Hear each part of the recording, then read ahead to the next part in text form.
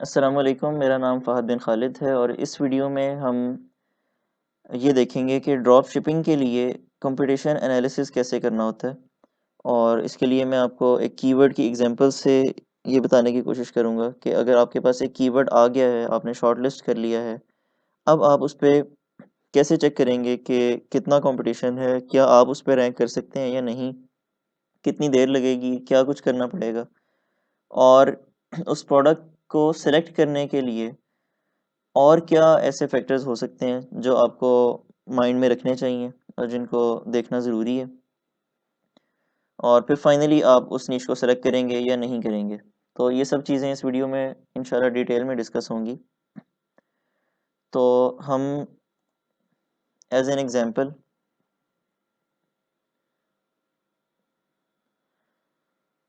For example एक keyword है bean bag Canada.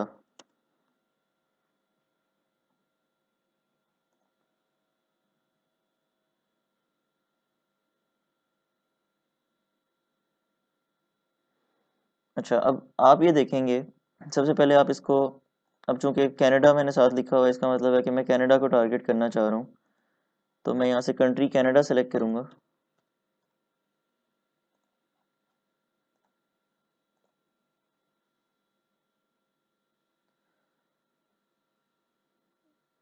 अच्छा, ई कॉमर्स के लिए जो क्राइटेरिया है सर्च वॉल्यूम का, वो मैंने अपने लिए ये रखा हुआ है कि आपके पास जो मेन कीवर्ड है उसका सर्च वॉल्यूम 10,000 या उससे ज़्यादा होना चाहिए।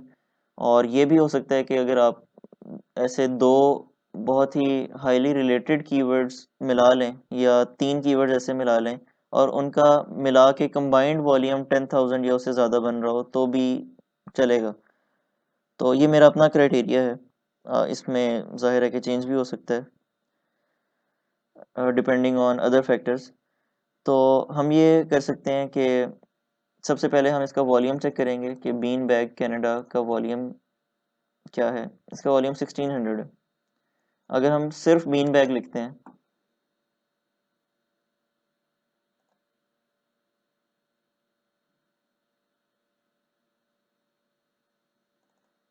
तो सिर्फ बीन बैग का जो वॉल्यूम है वो बहुत ज़्यादा है। तो इसके साथ हमें कुछ इसको लॉन्ग टेल करने के लिए कुछ कीवर्ड साथ लिखने पड़ेंगे। बीन बैग काउच या चेयर हो सकता है।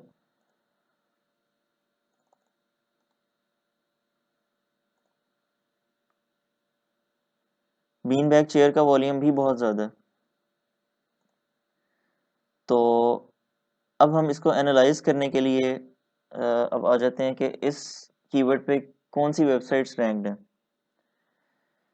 तो अब हमें नज़र आ रहा है इस पे जो टॉप 3 वेबसाइट्स हैं वो बहुत बड़ी वेबसाइट्स हैं। आपको अगर इन ब्रांड्स के नाम नहीं भी पता होंगे तो भी आपको यहाँ ट्रैफिक देख के आइडिया हो जाएगा। ट्रैफिक से, एज से और उसके अलावा जो रूट डोमेन के बैकलिंक्स हैं बेसिकली, उनको देख के आपको आइडिया हो जाएगा कि ये वेबसाइट कितनी बड़ी है। तो अब ये मिलियंस में ट्रैफिक है, मिलियंस में है और इसकी भी काफ़ी हाई ट्रैफिक है। अ, इसकी एज भी काफ़ी ज़्यादा है, इसके बैकलिंक्स भी काफ़ी ज़्यादा हैं। तो इससे आपको आइडिया हो रहा है कि तीन बड़े बड़े ब्रांड्स इस कीवर्ड पे रैंक्ड हैं। तो इसको हमें बिल्कुल भी टारगेट नहीं करना चाहिए। इससे नीचे आ जाते हैं। यहाँ पे हमारे पास मुख्तलिफ एफिलिएट आर्टिकल्स आ रहे हैं, फिर पीपल ऑल्सो आस्क में क्वेश्चंस आ रहे हैं। उसके बाद जो वेबसाइट्स हैं वो भी काफ़ी बड़ी हैं।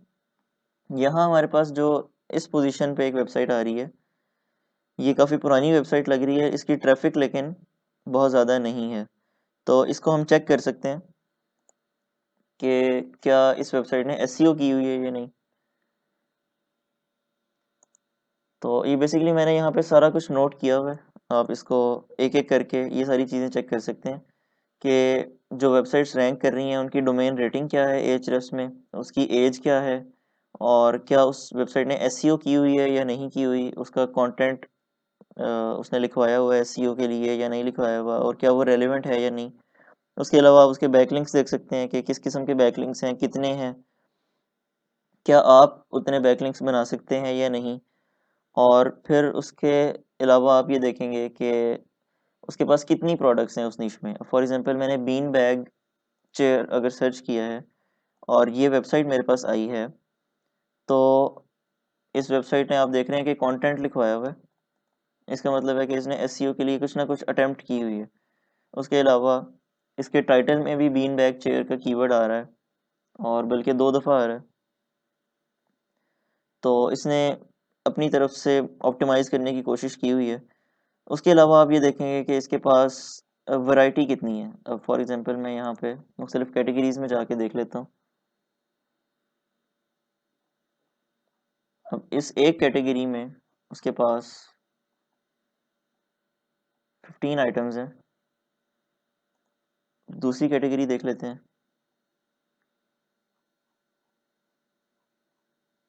हम्म यहाँ 21 आइटम्स हैं। फिर ये सेल वाला पेज देख लेते हैं। यानी बेसिकली हमने ये अंदाज़ा करना है कि इसके पास वैरायटी कितनी है, उनकी प्राइस रेंज क्या है, और शिपिंग टाइम क्या है। क्योंकि शिपिंग टाइम भी मैटर करता है। यूज़र्स को अगर पता हो कि आपका शिपिंग टाइम कम है, आप जल्दी शिप कर देते हैं, तो वो बाउंस नहीं करेंगे और वो आपसे ख़रीदेंगे। और जितना ज़्यादा आपकी वेबसाइट पे इंटरेक्शन होगा, तो ये एसईओ रैंकिंग में ये काफ़ी हेल्पफुल होता है, और ये वन ऑफ द फैक्टर्स है। तो यहाँ से आप देख सकते हैं इसका बेसिकली इसका जो शिपिंग पॉलिसी का पेज होगा वो आपको देखना पड़ेगा। अगर आपको वैसे ना मिल रहा हो तो आप इस साइट में गूगल में भी सर्च कर सकते हैं। यहाँ पे साइट कॉलन और यहाँ पे आप शिपिंग,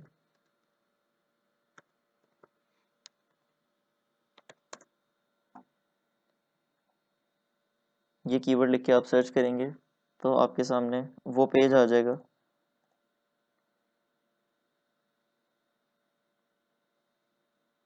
ये एफएक्यूज में शिपिंग की इंफॉर्मेशन हो सकती है।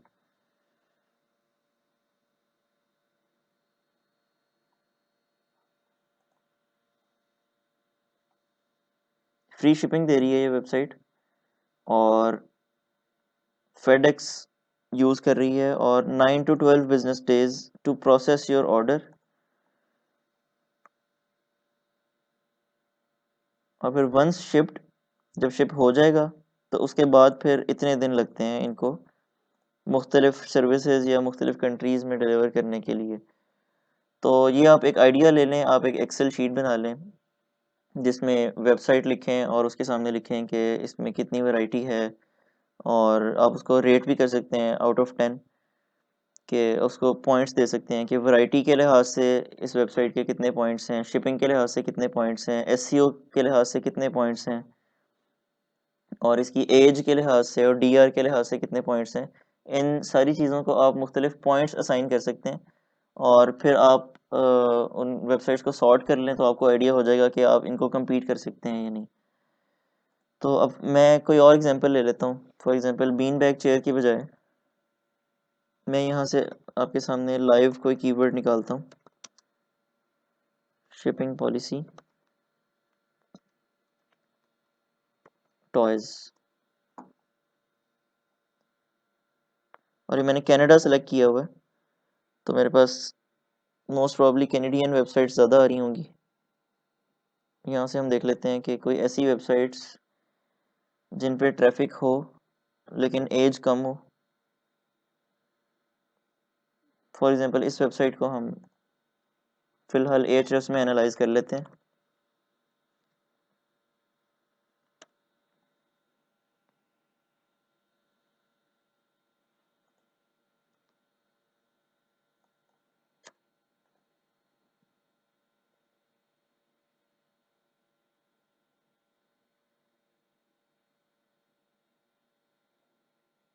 इसके ऑर्गेनिक कीवर्ड्स में एक नए टैब में खोल रहा हूँ, तो आप देख सकते हैं कि इसकी रेफरिंग डोमेन्स बहुत कम है, और ऑर्गेनिक सर्च में ये वेबसाइट बिल्कुल नई है, पिछले 1 साल के अंदर अंदर बनी है, इस पर रिसेंटली ट्रैफिक आई है। और ग्राफ देख के लग रहा है कि हो सकता है इसने ब्लैक हैट की हो। वो हमें रेफरिंग डोमेन्स देख के भी आइडिया हो सकता है कि क्या कोई रीडायरेक्ट्स वगैरह तो नहीं है। यहाँ लिंक टाइप पे ये रीडायरेक्ट एक आ रहा है, और हो सकता है कि ये पहले एक कोई और वेबसाइट हो। ये .gov डोमेन को इसने रीडायरेक्ट किया हुआ है, तो ये बेसिकली ग्रे हैट या ब्लैक हैट में आएगा।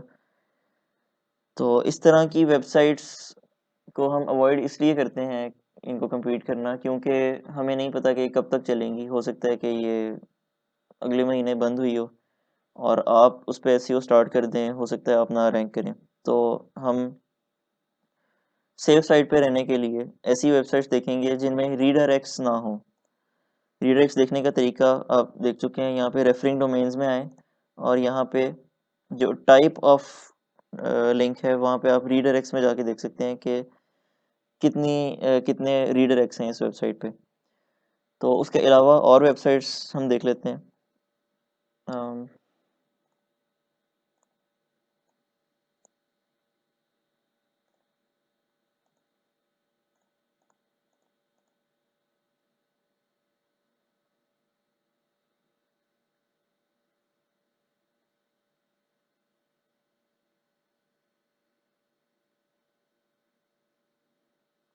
फॉर एग्जांपल ये मेरे पास एक वेबसाइट आ रही है जिसमें एज में एरर आ रहा है, लेकिन ट्रैफिक इसकी अच्छी है।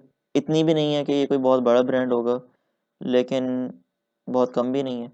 तो इसको हम एच में एनालाइज कर सकते हैं।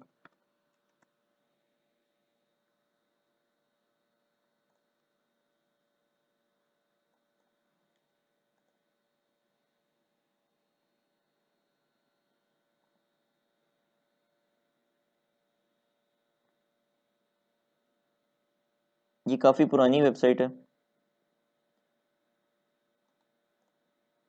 इसका कीवर्ड्स एक दफ़ा देख लेते हैं कि किन कीवर्ड्स पे रैंक्ड है। ये इसका ब्रांड नेम है जिसकी काफ़ी ज़्यादा सर्चेज हैं, तो इसको हम छोड़ देंगे क्योंकि ये ब्रांड है। इसके अलावा कोई वेबसाइट देख लेते हैं। फॉर एग्जांपल ये classictvtoys.com एक वेबसाइट है, इसको एनालाइज कर लेते हैं।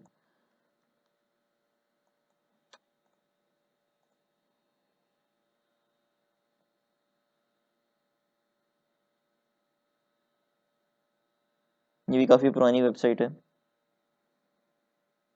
ऑर्गेनिक कीवर्ड्स में जाके देख लेते हैं।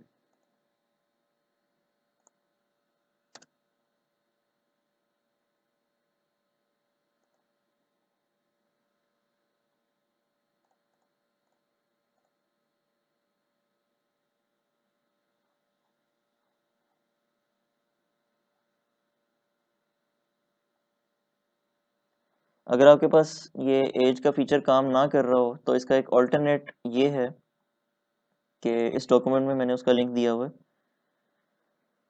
गूगल सर्प एक्सट्रैक्टर आप इंस्टॉल कर लें अपने पास। बेसिकली इंस्टॉल तो नहीं, वो एक बुकमार्क है जावास्क्रिप्ट का, जो अपने पास बुकमार्क कर सकते हैं। और उससे ये होगा कि जितने भी रिजल्ट्स हैं उसके लिए आपको एसईओ क्वेक को डिसेबल करना पड़ेगा यहाँ से। और फिर जितने भी यूआरएल्स हैं वो आपके पास यूआरएल्स की फॉर्म में आ जाएंगे। और यहाँ आप डोमेन एज चेकर से इसमें वो सारे यूआरएल्स एंटर करें और सर्च का बटन दबा दें, तो ये आपको उसकी एज बता देगा। और फिर आप एज के लिहाज से उन वेबसाइट्स को सॉर्ट कर सकते हैं, और जो बिल्कुल नई वेबसाइट्स होंगी जो पिछले 1-2 साल में बनी होंगी उनको आप एनालाइज कर सकते हैं। तो ये इसका ऑल्टरनेट है। अच्छा, तो अब हम देख लेते हैं और वेबसाइट्स।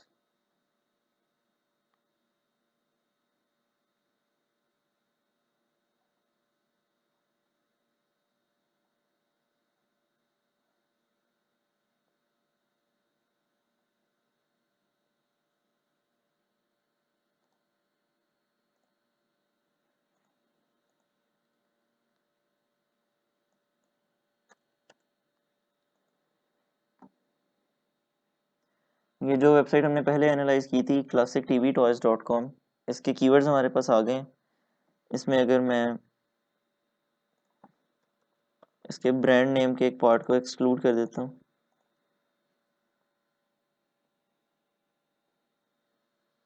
और पोजीशन का फिल्टर यहाँ पे मैं 5 लगा देता हूँ और वॉल्यूम का filter for example 50 minimum volume लगा देता हूँ। तो इससे मेरे पास ऐसे कीवर्ड्स आ जाएंगे जो मोस्ट प्रॉब्ली लो कंपटीशन होंगे। जैसे ये एक कीवर्ड है, आप इसको सेलेक्ट करके राइट क्लिक करके इसका कीवर्ड्स एवरीवेयर का वॉल्यूम चेक कर सकते हैं और बेसिकली आप एक जनरल स्टोर बना के इन सब कीवर्ड्स को भी टारगेट कर सकते हैं और नीश स्पेसिफिक भी कर सकते हैं। अच्छा, अब ये जो कीवर्ड था इस पे आप देख रहे हैं कि कई ऐसी वेबसाइट्स हैं जिनका डीआर बहुत कम है। ये 3 और ये 1 डीआर वाली वेबसाइट्स भी रैंक कर रही हैं इस पे। तो मोस्ट प्रोबेबली ये कीवर्ड बहुत लो कंपटीशन होगा और अब आपको चेक करना पड़ेगा कि ये चीज़ क्या है और क्या आप ड्रॉप शिपिंग कर सकते हैं इस पे या नहीं। यानी कंपैरेटर एनालिसिस में दो पार्ट्स हैं। एक तो उसका एसईओ वाइज कंपटीशन एनालिसिस है कि आप उसको एसईओ में बीट कर सकते हैं या नहीं। अगर एक वेबसाइट की डोमेन रेटिंग 25 से कम हो, उसकी एज पिछले 1 या 2 साल की हो और उसने एसईओ कंटेंट इतना ना लिखवाया हो या वो रेलेवेंट ना हो और उसके बैकलिंक्स बहुत कम बने हुए हों और उसके पास प्रोडक्ट्स की कोई बहुत ज़्यादा वैरायटी ना हो, ये सारे फैक्टर्स को आप अगर कुछ पॉइंट्स असाइन करके इनको कंबाइन करेंगे और वो नंबर जितना कम आएगा तो ऑब्वियसली उतना कम कंपटीशन होगा और उस वेबसाइट को बीट करना आसान होगा। और इन पॉइंट्स में से यानी जो जो आपने पॉइंट्स असाइन किए हैं, जितने पॉइंट्स बढ़ते जाएंगे कंपटीशन उतना ज़्यादा हो जाएगा। तो जब आपको एक कीवर्ड मिल जाएगा और आपको पता चल जाएगा कि एसईओ वाइज आप उसे बीट कर सकते हैं, तो उसके बाद कुछ और फैक्टर्स हैं जिनको देखना बहुत ज़रूरी है। अगर मैं अपना एक्सपीरियंस बताऊं तो मैं ज़्यादातर प्रोडक्ट्स जो शिप कर रहा हूँ वो अली एक्सप्रेस से कर रहा हूँ और अली एक्सप्रेस में आपको पता चल जाता है कि ये प्रोडक्ट कहाँ से शिप हो रही है, चाइना से हो रही है या यूएस से हो रही है और उससे आपको ये भी पता चल जाता है कि शिपिंग टाइम कितना होगा, प्रोसेसिंग टाइम कितना होगा, उसकी प्राइस क्या है, रिव्यूज़ हैं या नहीं। तो ये सारी चीज़ें आपने ऑलरेडी देखनी होती हैं। कुछ ऐसी चीज़ें हैं जो हम मिस कर सकते हैं। फॉर एग्ज़ाम्पल कई ऐसी प्रोडक्ट्स होती हैं जिसमें बहुत ज़्यादा साइज़ वेरिएशंस होती हैं, जैसे क्लोथिंग में ख़ास तौर पे बहुत ज़्यादा साइज़ वेरिएशंस होती हैं और उसमें चाइनीज़ साइज़ का मसला भी आता है कि जो एशियन साइज़ेज़ हैं वो थोड़े छोटे होते हैं और यूरोपियन और अमेरिकन साइज़ेज़ के स्टैंडर्ड्स थोड़े डिफरेंट होते हैं। तो ज़्यादा कोशिश ये करनी चाहिए कि जिन चीज़ों में साइज़ वेरिएशंस बहुत ज़्यादा हों उन्हें अवॉइड किया जाए, वरना बाद में उसमें मसले आ सकते हैं, कस्टमर्स डिस्प्यूट्स ओपन कर सकते हैं और यानी आपको अनहैप्पी कस्टमर्स काफ़ी ज़्यादा मिलेंगे इस चीज़ में। दूसरी चीज़ आपने ये देखनी होती है कि उस चीज़ में प्रॉफिट मार्जिन कितना है। तो अब ये कैसे देखना है, ये आपने इस तरह देखना है कि आपने एक कीवर्ड सर्च किया और उस पे आपने देखा कि जो कंपेटिटर्स हैं जिनको आप बीट करना चाह रहे हैं, उन्होंने किन प्राइसेस पे प्रोडक्ट्स लिस्ट की हुई हैं। फॉर एग्जांपल अक्सर लोगों ने जो एवरेज सेलिंग प्राइस है वो $100 रखी हुई है। अब आपको ये देखना है कि आप उसकी सोर्सिंग ऐसी जगह से करें जहाँ पे आपके पास कम से कम 50% प्रॉफिट मार्जिन हो, यानी आपको $50 की प्रोडक्ट्स मिल रही हो जिसे आप 100 की सेल कर सकते हो। ये मेरा अपना क्राइटेरिया है, इससे ज़्यादा प्रॉफिट मार्जिन हो तो बहुत ज़्यादा अच्छा है और इससे कम हो तो आपको इसमें मसला ये आ सकता है कि जब आपको अगर रिटर्न्स आते हैं या डिस्प्यूट्स आते हैं तो आपका प्रॉफिट बहुत कम हो जाता है। और ज़्यादा प्रॉफिट मार्जिन का एक फ़ायदा ये भी है कि आप फिर उस चीज़ को एड्स के थ्रू रीटारगेट भी कर सकते हैं और उसमें एड्स का जो कॉस्ट होगी वो ज़्यादा प्रॉफिट मार्जिन होने की वजह से वो कॉस्ट वहाँ पे यूटिलाइज हो जाएगी। अच्छा, उसके अलावा प्रोडक्ट में आपने ये भी देखना होता है कि ड्यूरिंग शिपमेंट क्या प्रोडक्ट ऐसी तो नहीं है जो टूट सकती है। अगर कोई शीशे की प्रोडक्ट है या कोई ऐसी प्रोडक्ट है जो शिपमेंट के दौरान टूट सकती है या उसमें कोई मसला आ सकता है, ख़राब हो सकती है और ज़ाहिर है कि अगर अली एक्सप्रेस से हम सोर्स कर रहे हैं तो ज़्यादा प्रोबेबिलिटी यही है कि वो बहुत देर में पहुंचेगी और लोकल शिपिंग कंपनीज़ के थ्रू पहुंचेगी। तो उसके साथ जो सलूक होगा उसके बाद वो प्रोडक्ट किस हालत में होगी, ये चीज़ें आपने देखनी होती हैं। और सोर्सिंग कहाँ से करनी है उसके लिए आपके पास अली एक्सप्रेस है, etsy.com है, उसके अलावा कोई भी वेबसाइट जिसका जो सप्लायर है वो इस बात पे राज़ी हो जाए कि वो अपना ब्रांड नेम उस प्रोडक्ट में नहीं लिखेगा, तो वहाँ से आप प्रोडक्ट सोर्स कर सकते हैं। उसके रिव्यूज़ आपको देखने पड़ेंगे कि रिव्यूज़ अच्छे हों। अली एक्सप्रेस पे अगर आप हैं तो आप रिव्यूज़ के हिसाब से सॉर्ट भी कर सकते हैं। और सबसे इम्पोर्टेंट चीज़ ये है कि उस कीवर्ड पे या उस प्रोडक्ट पे ट्रेडमार्क या कॉपीराइट रजिस्टर्ड ना हो। फॉर एग्जांपल कई ऐसे कीवर्ड्स हैं जो कार्टून कैरेक्टर्स पे बेस्ड होते हैं या मूवीज़ के कैरेक्टर्स पे बेस्ड होते हैं, तो उन कीवर्ड्स को आपको अवॉइड करना चाहिए। अगर आपको ऑलरेडी पता है कि ये कीवर्ड किसी मूवी पे या किसी एनिमेटेड फिल्म वगैरह पे बेस्ड है या किसी गेम के नाम पे बेस्ड है, तो इन उन कीवर्ड्स को आप अवॉइड करें। और अगर आपको आइडिया नहीं है तो फिर आप एक वेबसाइट है uspto.gov, इस वेबसाइट पे जाके आप ये देख सकते हैं कि उस कीवर्ड पे कोई ट्रेडमार्क रजिस्टर्ड है या नहीं। उसके अलावा आप गूगल पे सर्च करें ट्रेडमार्क सर्च, ये फ्रेज़ आप गूगल में सर्च करें तो आपको कई ऐसी वेबसाइट्स मिल जाएंगी जिसमें सर्च करके आपको अंदाज़ा हो सकता है कि इस प्रोडक्ट पे या इस कीवर्ड पे ट्रेडमार्क रजिस्टर्ड है या नहीं। यहाँ पे आप देख सकते हैं कि ये ट्रेडमार्क्स,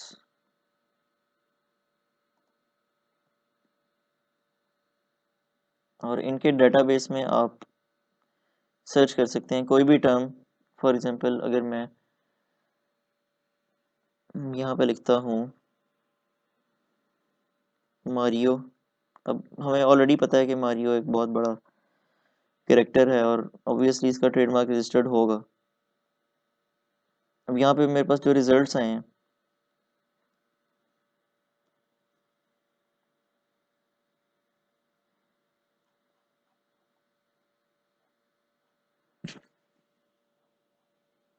तो इन रिजल्ट्स को आप खोल के आपको अंदाज़ा हो जाएगा कि ये ट्रेडमार्क एक तो ये लाइव है या डेड है, और उसके अलावा ये किन चीज़ों पे है। फॉर एग्जांपल ये मेकअप बाय मारियो प्रो है, तो इसको जब आप ओपन करेंगे तो यहाँ पे लिखा होता है कि किस तरह की गुड्स या सर्विसेज के लिए ये ट्रेडमार्क अप्लाई होता है।